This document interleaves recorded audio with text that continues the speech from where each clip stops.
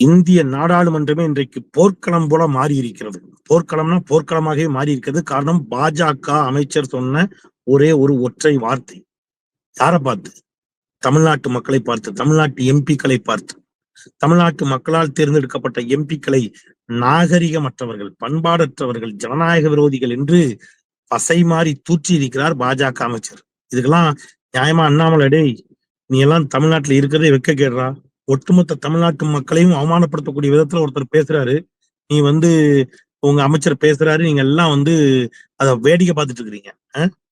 இன்னைக்கு இதை கேட்டு வெகுண்டெழுந்த நம்முடைய நாடாளுமன்ற மக்களவை உறுப்பினர்கள், கனிமொழி உள்ளிட்டவர்கள் இன்றைக்கு அதற்கு எதிராக போர்க்குரல் தொடுக்க நாடாளுமன்றம் போர்க்களமாகவே மாறி இருக்கிறது. என்ன நடந்துச்சு? பாஜக அமைச்சர் சொன்ன அந்த ஒற்றை வார்த்தை என்ன? ஏன் நாடாளுமன்றம் போர்க்களமாக மாறியது? அனைத்தும் விரிவாக பேசியிருக்கின்றோம். இன்னும் தொண்டை சரியாகல.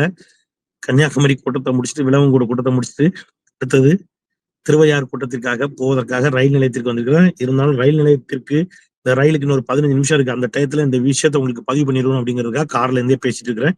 அனைவருக்கும் வணக்கம். இது தமிழ் கேள்வி. மீண்டும் உங்களை சந்திப்பது மிக்க மகிழ்ச்சி. நான் செந்தில் வேல் வீச்சு. தமிழ் கேள்வியை மறக்காம சப்ஸ்கிரைப் செய்து பாருங்கள். உங்கள் பேராதரவை தாருங்கள் என்று மிகுந்த அன்போடு கேட்டுக்கொண்டு இன்னைக்கு வீடியோக்குள்ள போயிடலாம். தர்மேந்திர பிரதான், பாஜகவினுடைய அமைச்சர், ஒன்றிய கல்வி அமைச்சர், அவர் தான் இன்னைக்கு சொல்லியிருக்கிறார். என்ன சொல்லியிருக்கிறார் தெரியுமா? தமிழ்நாடு எம்பிக்கு யாருக்கும் நாகரிகமே கிடையாதாம், பண்பாடு கிடையாதாம். நம்மெல்லாம் காட்டு மிராண்டிகளாடா நாங்க? பண்பாடு தெரியாதவர்களா, நாகரிகமற்றவர்களா? ஏன் இவ்வளவு வசை சொல் ஏன் அப்படின்னு கேட்டா, நமக்கு தர வேண்டிய நிதியை கேட்ட ஒரே பாவத்துக்கு இவன் நம்மள வசமாரி பொழிறான். கிராமங்கள்ல மண்ணவள்ளி தூத்துவாங்க, நசமா போ அப்படின்னு. இன்னும் கொஞ்ச நாள்ல அது மட்டும்தான் பாஜக செய்யல. பாக்கி ஏதாவது மந்திரவாதியை பார்த்து செய்வனை வச்சு விட்டுருங்கடா தமிழ்நாட்டுக்கு, விளங்கிரும். என்ன அப்படி அநியாயம்? எங்களுடைய முதலமைச்சர் எங்களுக்கு தர வேண்டிய முறையான நிதியை கேட்டது ஒரு பாவமா? அதுக்கு நீங்க இவ்வளவு பேசுவீங்களா? நாடாளுமன்றத்துல இன்னைக்கு என்ன நடந்துச்சு அப்படின்னு கேட்டீங்கன்னாங்க, தமிழ்நாடு எம்பிக்கள் ஒட்டுமொத்தமாக கடுமையாக நமக்கு நிதி தர மறுத்த பாஜக அரசுக்கு எதிராக முழக்கமிடுகிறார்கள். நீங்க அந்த காட்சிகளை பாருங்க, அப்பதான் உங்களுக்கு புரியும். நான் உங்களுக்கு அந்த காட்சியிலே காட்டுறேன். நீங்க முதல்ல அந்த காட்சிகளை பாருங்க.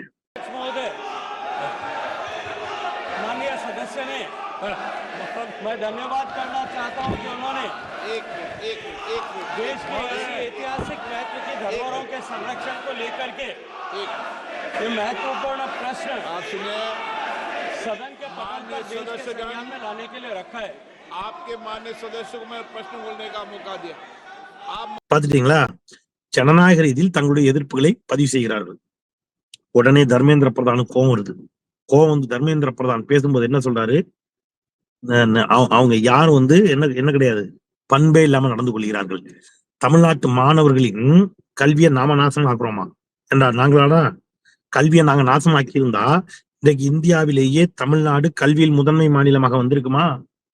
இன்னைக்கு எங்கூட பிள்ளைங்க அமெரிக்கா, ஆஸ்திரேலியா, கனடான்னு போயிருக்குமா? இஸ்ரோவுக்கு இவ்வளவு விஞ்ஞானிகளை நாங்க கொடுத்திருப்போமா?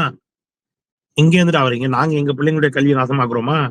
நீட்டு கொண்டு எங்க பிள்ளைகளுடைய கல்வியை நாசமாக்குறது நீங்க. இன்னைக்கு புதிய கல்விக் கொள்கை மூலம் எங்க பிள்ளைங்களுடைய கல்வியை நாசமாக்குவது நீங்க.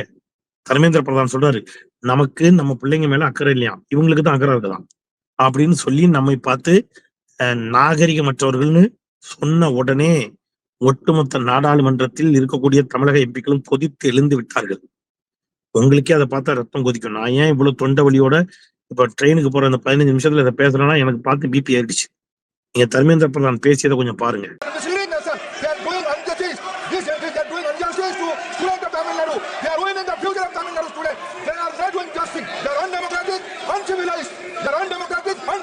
Paid and heard that the minister, in his reply in Parliament today, has called the members of Parliament, the Tamil Nadu government, and the people of Tamil Nadu uncivilized. Senior member of this House, Honorable Kani Mojiji, has raised 2 points.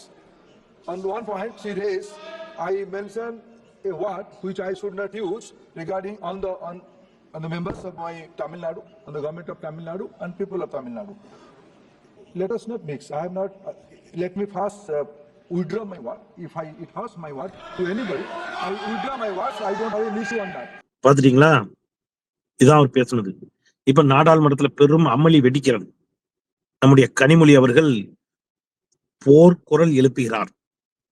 எப்படி சொல்லலாம் எங்களை பார்த்து இப்படி அப்படின்னு உடனே அவரு அப்புறம் தான் ரியலைஸ் பண்றாரு, ஐயோ தமிழ்நாட்டு பக்கம் நாளைக்கு போட முடியாதே, அமித்ஷா மோடி போனாலே கருப்பு கொடி காட்டுவாங்களே, அமித்ஷா மோடியவே புறவாசல் வழியா ஓட விட்டவனாச்சே தமிழ்நாட்டுல, மோடியே பயந்து ஹெலிகாப்டர்ல தப்பிச்சு போனாரே, நம்மெல்லாம் ஏமாத்துறோம்னு கொஞ்சம் ரியலைஸ் பண்ணி உடனே உள்தாட்டிக்கிறார். அப்படியே நான் சொன்ன வார்த்தை உங்களை யாரையேனும் காயப்படுத்தியிருந்தா அந்த உங்கூட்டு பிள்ளையா நினைச்சு மன்னிச்சுக்கிடுங்கன்னு சினிமா டயலாக் எல்லாம் பேசுறாரு. அப்படியும் நம்ம நாடாளுமன்ற உறுப்பினர்கள் விடல. இன்னைக்கு ஸ்டாலின் அவர்கள் கட்டும் கோபம் கொண்டு கேட்கிறார், யாரை பார்த்து இப்படி சொல்றீங்க, தமிழ்நாட்டு மக்களை கொச்சப்படுத்துகிறீர்களா அப்படின்னு நம்முடைய முதலமைச்சருக்கு கடும் கண்டனத்தை கொடுத்திருக்கிறார். நான் என்ன கேட்கிறேன், ஒட்டுமொத்த தமிழ்நாட்டு அரசியல் கட்சிகளும் இதை கண்டிக்கணும். இது ஏதோ திமுக பிரச்சனை இல்ல, திமுக காங்கிரஸ் கம்யூனிஸ்ட் கட்சி என்று திமுக கூட்டணி கட்சிகளுடைய பிரச்சனை இல்ல, இதை அஇஅதிமுக கண்டிக்கணும், இதை தாவேகா கண்டிக்கணும், இங்க இருக்கக்கூடிய அரசியல் கட்சிகள் எல்லாம் இதை கண்டிக்கணும். கண்டிக்காதவர்கள் உள்ளபடியே நான் சொல்றேன், நீங்க தமிழ்நாட்டு மக்களுக்கும் தமிழ் இனத்திற்கும் எதிரிகள் நான் சொல்றேன். இப்ப என்ன சொல்றாரு தர்மேந்திர பிரதான், பச்சையா ஒரு பொய் சொல்றாரு. என்ன சொல்றாரு, நாம புதிய கல்விக் கொள்கையில் இணைவதற்கு அனுமதித்து கையெழுத்திட்டோங்கிறார்.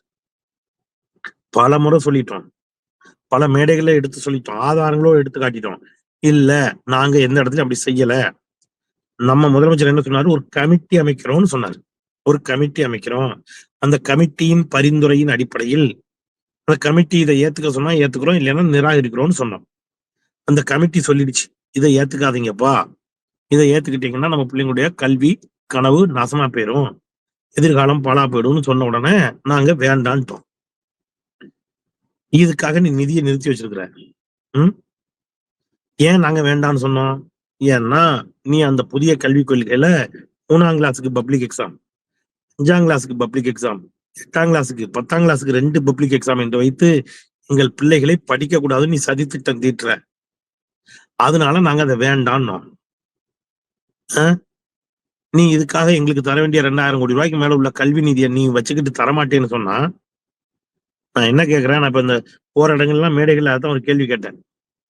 கிராமங்கள்ல ஒரு வீட்டுல ஒரு அம்மாவுக்கு 2 பிள்ளைங்க வைங்க, ஒரு பையன் 1 லட்சம் ரூபாய் சம்பளம் வாங்கி அம்மா கையில கொண்டு வந்து கொடுக்குறான், ஒரு பையன் வெறும் 10,000 ரூபாய் கொடுக்குறான். 1 லட்சம் ரூபாய் சம்பளம் வாங்கின பையன்ட்ட 1 லட்சம் ரூபாய் சம்பளத்தை வாங்கிக்கிட்டு அவன் கையில வெறும் 10,000 ரூபாய் கையில கொடுக்குதா அந்த அம்மா. 10,000 ரூபாய் சம்பளம் வாங்கி கொடுத்தவன் கையில 50,000 ரூபாய் கொடுக்குறான். அந்த 50,000 வாங்கி கொண்டு போய் அவன் குடிச்சு கூத்தடிச்சு ஊதாரித்தனமா செலவு பண்ணான்னு வைங்க. இப்ப இந்த 1 லட்சம் ரூபாய் சம்பாதிச்சு கொடுக்குற பையனுக்கு கோவம் வருமா வரலையா? இந்த கோவம் தான் இப்ப நம்ம முதலமைச்சருக்கு வருகிறது. இந்தியாவிலேயே மிக அதிகமான வரி வருவாயை கொடுக்கக்கூடிய மாநிலம் தமிழ்நாடு.